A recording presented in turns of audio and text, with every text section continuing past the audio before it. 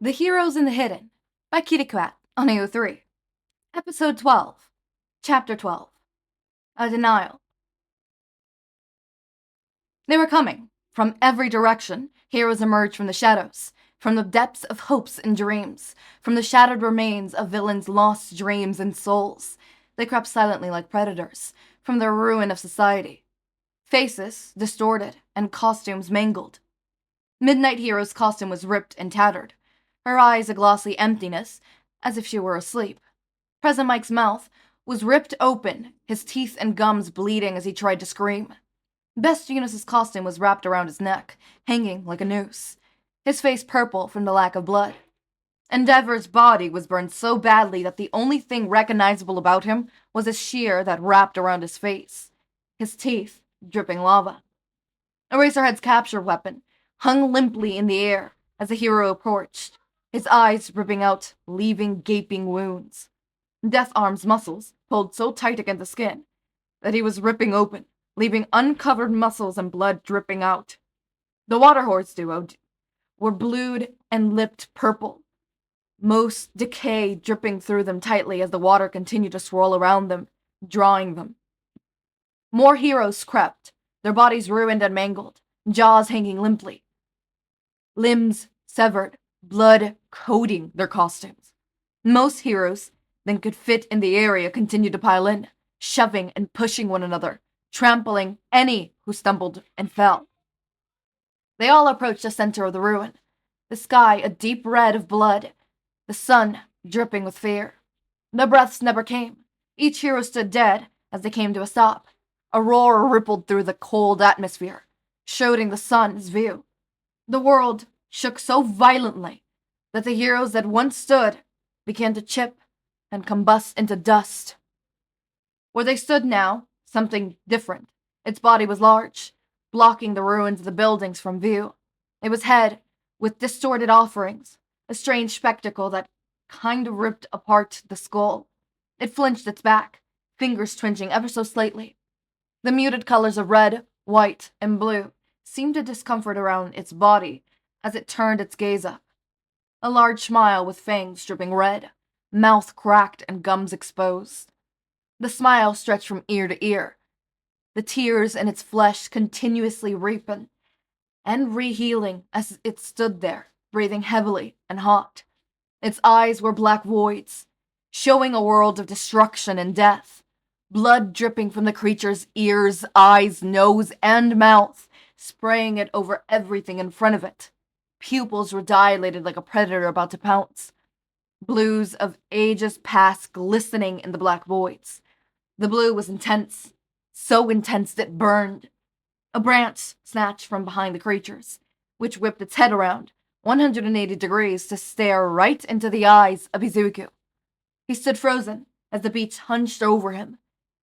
It realized a gurgling roar. It distorted. It was so hard to make out the human's voice that crept out of the throat of the monster as it screamed.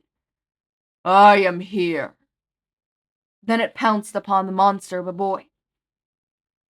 Izuku screamed, shooting up his head so abruptly that Hitoshi fell off the top bunk, hitting the floor painfully. Izuku scratched at his face, pulling at his skins and eyes as he wept heavily, his face a mess of newly pooled blood and tears running down his face.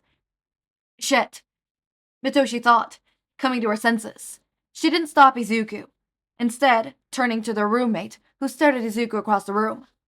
Toga stared like a predator as the blood mixed with tears on Izuku's face. Double shit, she thought, as she ran to Toga. It was dangerous to approach Toga, especially when her quirk kicked in. But Hitoshi needed to handle this before anyone else in the house woke up. Izuku was so silent as he sobbed, but Toga would be loud. Her chains would rattle against the quiet house. She raced at Toga, ignoring her instinct to run, and grabbed a blanket that was hanging loosely over the floor. She had no idea if this would work, but silently prayed to whatever deity existed that it would.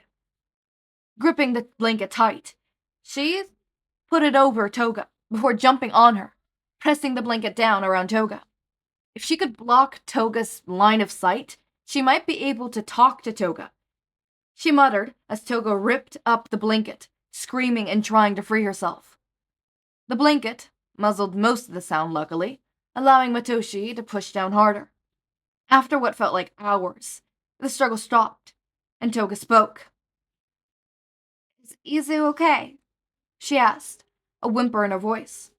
Her muzzle murmured her words, even more than the blanket. Mitoshi barely hearing what she said. Mitoshi sighed, removing her hands from the blanket, still sitting on top of Toga's body. Mitoshi left a part of the blanket so Toga could look at her without seeing Izuku. Mitoshi shrugged and mimed herself crying to show Izuku was still crying. Toga nodded slowly, turning to look around the blanket before curling up more, thinking better of it. "Let me know when the blood's gone, okay?" she murmured, pulling herself into herself. Mitoshi nodded, placing the blanket back over Toga before getting off the bed. Toga would be fine now unless she decided to look at Izuku again, which would suck for Mitoshi. She slowly walked over to Izuku, before tapping on her muzzle, allowing it to ring. She had gotten it placed back on last night after the box, by Miss Honda, who had choked Mitoshi with an anesthetic to ensure she wouldn't speak before the muzzle was secured. Her throat was raw from the hold, but she was used to it. Izuku jumped, turning toward Mitoshi, his eyes wide as he stared past her. Mitoshi held her hands up to show the boy, slowly approaching. He snarled pitifully, his teeth pulling back, but no sound escaping his lips. She continued to move forward slowly, before touching on one of his hands and pulling it from his face. He allowed her to, his eyes focusing on hers slowly. She held his hands with hers, noticing how hot the tips felt. She glanced down and noticed blood sputtering from around his nails. Not just traces from his face, but actively covering his nails, turning from a red hue. She clenched her hands tighter over them, wiping at his eyes gently. He shook silently under her touch, but didn't move or make a sound. He allowed her to clean up his face, and placed pads over each of the cuts he had made, deep enough to bleed, before giving him a face mask from a drawer. She had gotten a small pack from Honda's to wear to school to hide the cuts from the muzzle. It wasn't very thick or warm, but it covered her face well. She was lucky that this house even allowed her to go to school. Her past houses used to keep her home locked up, expecting to study by herself. The current one she handed to him. It was all black, save for a small image of Midnight, the 18-plus hero. Mitoshi didn't know much about her except that her costume looked awful, but Izuku had seemed to like her when she had shown him the mask the night prior. Izuku whimpered this time, a sound escaping her mouth. Mitoshi held the boy's smaller hands, before picking up a book from the side table and chucking it at Toga across the way. She sat up quietly, watching the two of them. Mitoshi hated physical contact, and made her skin crawl whenever someone touched her, so all she could do for Izuku was touch his hands, even if that made her feel ill. So when Toga reached her arms out for a hug, Mitoshi was more than willing to guide Izuku across the room to Toga's open arms. Toga grabbed the boy tightly, shutting her eyes as she held him with comfort and security. He didn't want to pull away from her touch or lean towards her, but he just sat there, letting her hold him tight. Mitoshi rubbed at her eyes, walking towards the window, frowning. It was almost time to get ready for school. Izuku stumbled into the silence out the front door, occupied by Toga and Shinsou, the only other grade school kids in the house. Mikuri had left early for middle school, and Nabaru and Makoto were still upstairs getting ready. Toga gripped his hands tightly as she walked, a face mask on her face as well. It didn't do anything if she decided to pull it off, but it was to hide her fangs. Toga gripped his hands tighter, making him look up at her. She smiled, humming a slow tune. "It'll be okay, Izu. Remember, we have to be heroes together." She smiled widely, her mask creasing up. Izuku wasn't sure he wanted to be a hero after last night. His dreams still haunted his thoughts anytime he allowed to drift off. All Might's smile seemed to be glued to the back of his eyelids, haunting him even if he blinked. He nodded at Toga, though, making her skip a little higher. Shinsou trailed behind them, her hands tucked into her pockets as she dragged her feet. Izuku wasn't sure what the school had to offer, but he hoped it would be a little better than his old one. At least Kachan wasn't around this time. He had been put into the same class as Toga, Shinsou being in the room across the hall. His new teacher had called him up, and he complied, slowly moving forwards across the room. The kids stared at him as he walked, their faces full of hope and curiosity. Toga smiled at him as he reached the front of the room, swallowing down the sick bile. The last time he had been called to the front of the room was to announce his diagnosis. This time wasn't any different. The teacher gave the news and glared at Izuku as if he were a disease. Maybe he was. He had been told to sit back down, passing the stares of the kids glaring at him in disgust or fear.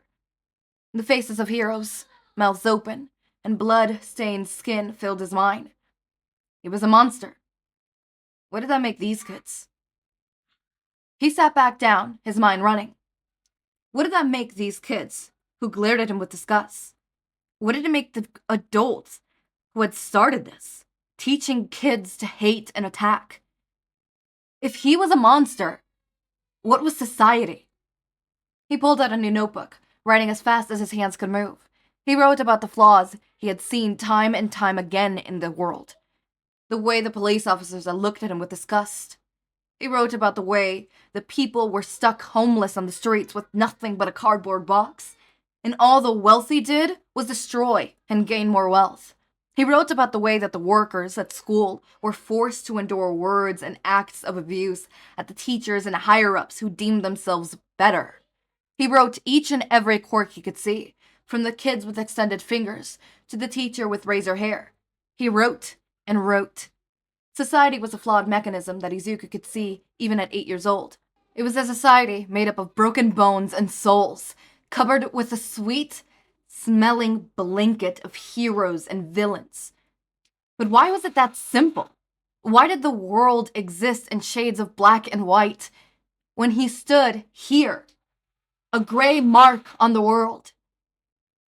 His mom had always called him observant. There is the social talk that I was promised in the tags.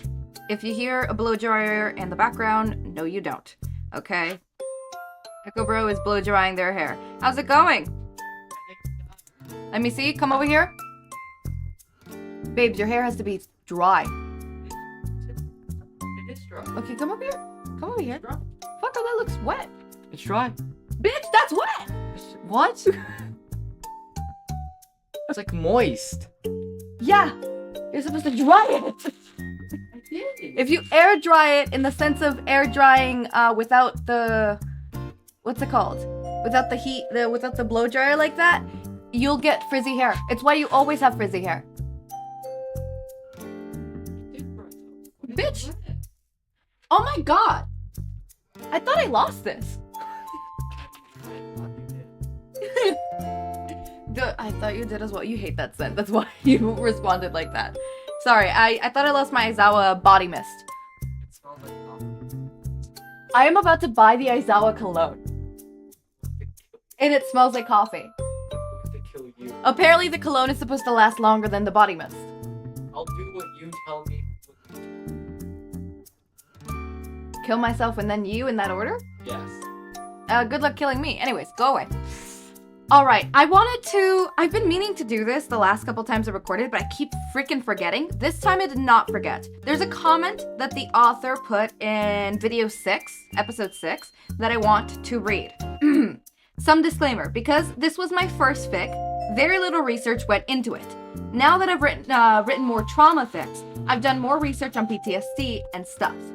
Please keep in mind, I was writing and posting a chapter a day while working on school for this fic. Some parts may be illogical. And I don't know why Kami Midnight isn't in the tags. Again, blame it on my first fic. She's a pretty reoccurring character who plays a decent big role, if I recall correctly. Love her. Mwah. I think that's it, but yeah. Again, amazing, but I'm not gonna read that one. But okay. I will say, for someone who I'll say this. I never blame an author for not knowing fully about PTSD, depression, anxiety, all those stuff. Because a lot of the times what I notice is it might not be that you know a lot about it. Like, for example, here, I think I had a discussion with you, or not a discussion, but like I talked about it in a comment with you beforehand. CPTSD is most likely what Izuku has. I do not blame you for not knowing that it's CPTSD and not PTSD, because CPTSD is not known. You know, it's not wide known like PTSD is. You know, we see PTSD in main media. We do not see CPTSD. We don't see complex PTSD, right? Which is understandable, right? We don't really see it, which is, again, understandable. And I keep hearing the blow dryer. And I do not blame an author for not knowing that kind of stuff. Again, it is literally inevitable. You can't know all, right? Plus, you're a fanfic author, right? You're just, I do not expect you to go and, research, because you're a fanfic author. You could have fun. Have fun. And most of the time, I see, even if you don't do research and stuff like that, people still know the basics of trauma and the trauma response within people, and why people, not why, but 1 + 1 = this kind of situation, right? If you put a banana and a pen together, you get a banana pen kind of situation, right? No, it's apple pen. I have a pen. I have an apple. Apple pen. I have a pen. I have a purple. Boom. Pineapple pen. Pen. Pineapple pen. Okay, we're gonna stop now.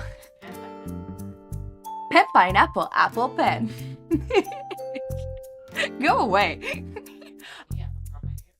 I don't even think they could hear you. Anyways, okay.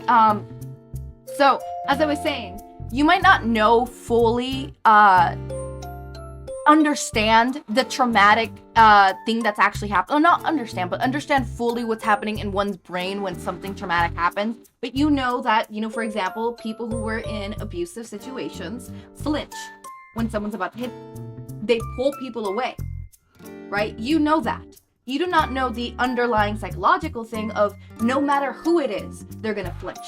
You could be the most trusted in their mind. They consciously, and even maybe subconsciously, trust this person wholeheartedly. What they do not trust is that hand going up. That is a triggering event. They do not longer see you putting your hand up. They just see the hand going up. And they're brought back into that instance where they're in the situation where that meant getting hit. They have been conditioned in their mind that no matter who, no matter what, it doesn't matter. A hand going up means they're about to get hit. It means I have to protect myself. Even if the person putting their hand up is their own mother, who has never hurt them. Even if it's their own siblings who have never hurt them. Even if it's themselves looking at a mirror sometimes. Because in their head, all they see is hand going up, and they rationalize that with being hit.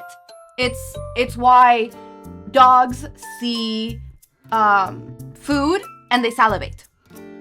It is the theory of rationalization. Not rationalization, but reason, right? A lot of people think, okay, what makes you scared? You shaking? Is that making you scared? Or seeing what you're seeing? It's a whole concept in psychology that we touched upon. But it has to do with that, right? It has to do with that, right? Are you scared of the action? Are you scared of this? Are you scared because of past events? And it's this whole topic and stuff like that. I do not expect authors to know that.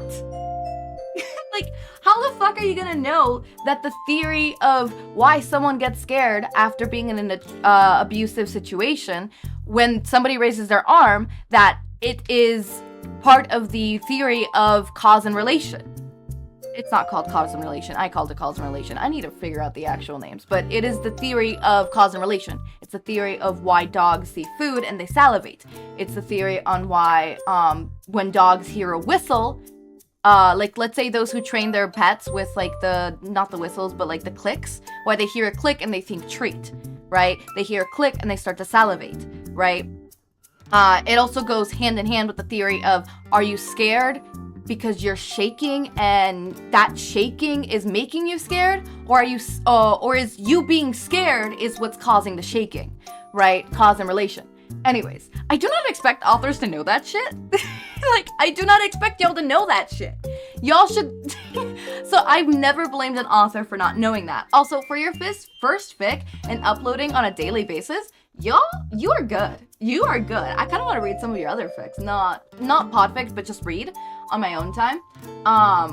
Unless you let me, Podfic, be my next Kingston. Sorry, Kingston is an author that I've pretty much podficked almost all their works, except their one-shots and one other work, which I'm never gonna touch. Not because it was bad, but just because another podficker helped write it with them and is helping writing it with them, and they're podficking it, so I'm not gonna touch that. That is their baby, and I'm not about to be a third wheel there, okay? Look, I'm all for putting everybody else in the third wheel spot, but I ain't gonna be a third wheel. What do you want? Okay, come over here. Speak. Okay, there you go. You can let it air dry now. You can't make me speak. Get the fuck out of here. No. Bitch, fuck. Off. It's time to learn respect. Get out of my goddamn room. Anyways, Fine. as I was saying, Oh god. yeah, Storm's about to attack you. He likes to grab at hair and pull it. I'm not joking, the amount of times he's pulled my hair. Anyways, as I was saying, I do not expect authors to know cause and relation. The theory of, are you shaking because you're scared, or are you scared because you're shaking? Situation, which is a whole theory and a whole discussion that I like to talk about, and I think it's very much situational. I think sometimes when someone is shaking, they then start to feel scared, right? In correlation with like PTSD kind of situation, where the mind rationalizes that with that. For example, hand being raised, I'm scared. You get what I mean. Situation, right? Well, in other situations, it's different. You can make your, like, for example, I like to think that can make someone scared, shaking, right? Because sometimes in theater and acting, there's this thing where like you're acting sad, you're doing all the emotions of acting sad. I know this for a fact because I'm not supposed to cry in some of my scenes when I was in theater and I was in a stage play, and I was acting sad, I was acting upset, I was acting like as if my world just got destroyed, because my world did just get destroyed. So I was hunching in on myself, I was trying to self-comfort, grabbing at my hand, I was doing all the signals of someone that is in distress, and I had a panic attack that day. Like afterwards, I had a whole breakdown, I had a whole panic attack, I started to cry. It was rehearsal luckily, but like I was crying while doing the scene. And I was like, shit, sorry, acting just got over me. And sometimes that happens. It happens when I'm doing podfics too, right? As I do podfics, and know that as I'm doing a voice, know that I am sitting here on my chair, doing some sort of action that's, you know, like if Izuku's stuttering or if he's nervous or whatever, I am grabbing at my hand, I'm hunched over, and I am literally acting that part so that I could put more emotion into it. And sometimes when Izuku is sad and upset and I'm trying to make my voice sound sad and upset and I'm trying to make my body feel as though it's sad and upset, I start to cry, right? So sometimes I do believe you shaking causes you to be fearful, while at the same time, when you're fearful, you shake, right? So I think it's very much not so black and white, not so, oh, it has to be you shake, therefore you're scared, right? Like you start shaking, therefore your body feels scared, right? I think it's very much, it's literally, that is literally the psychology version of what came first, the egg or the chicken. That's what it is. It is literally the psychology version of what came first, the egg or the chicken.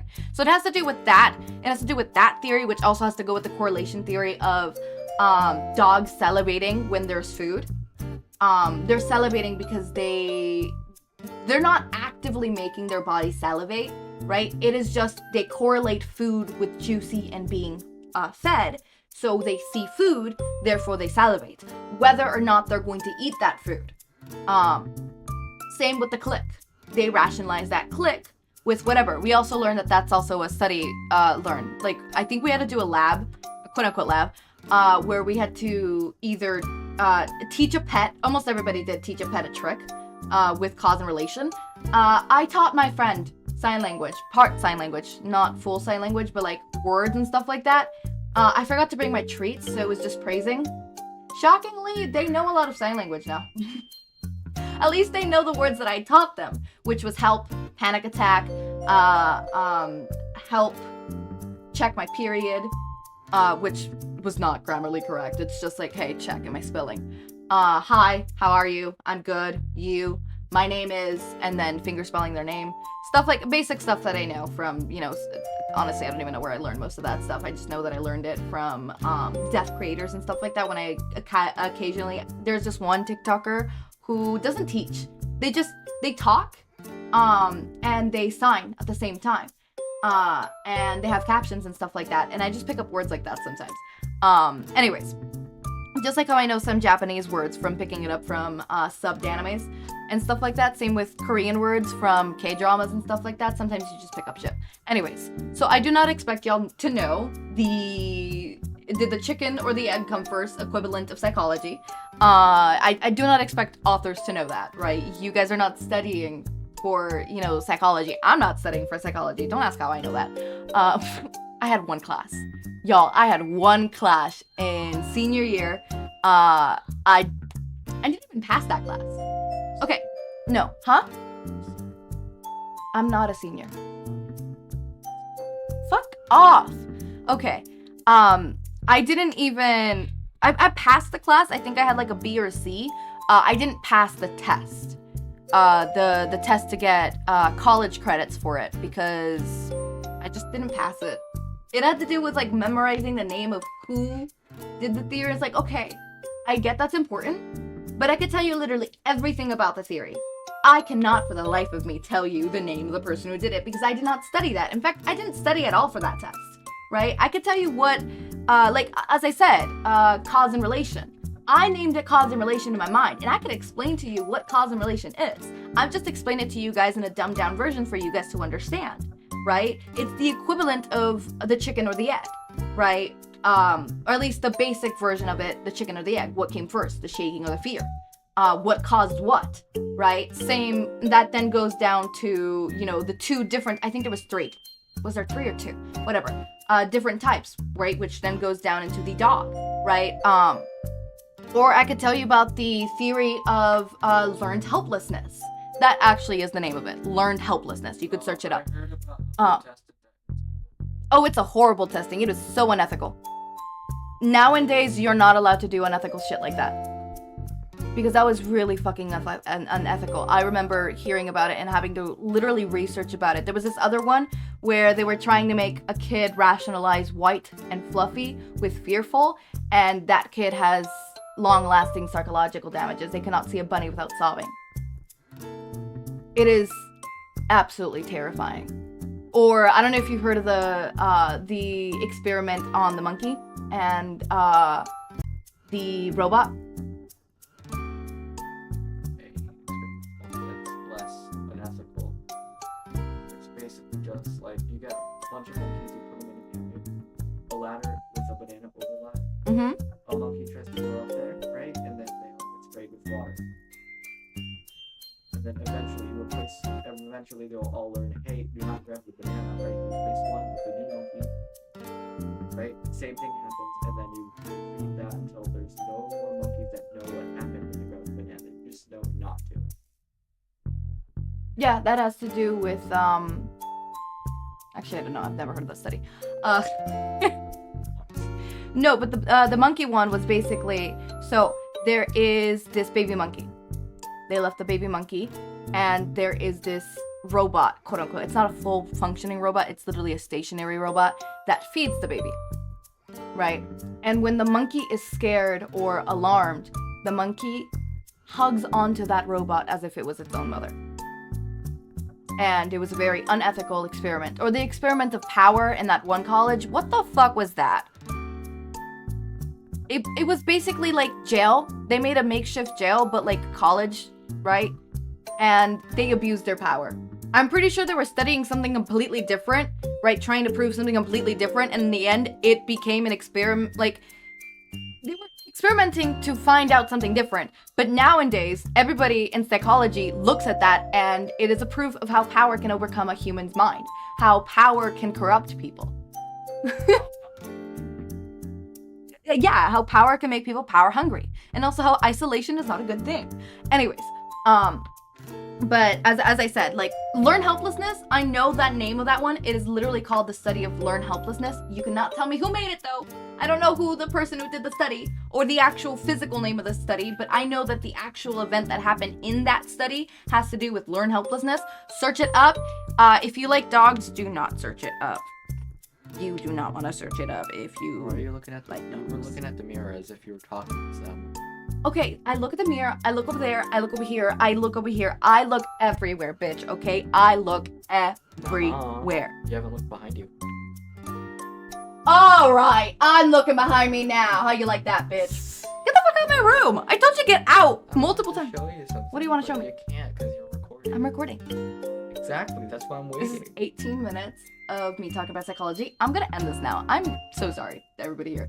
Unless you guys, no, some of you guys tell me that my psychology talks are actually really interesting. So as I said, learn helplessness is one that, you know, maybe do not search it up if you're not into dogs getting hurt.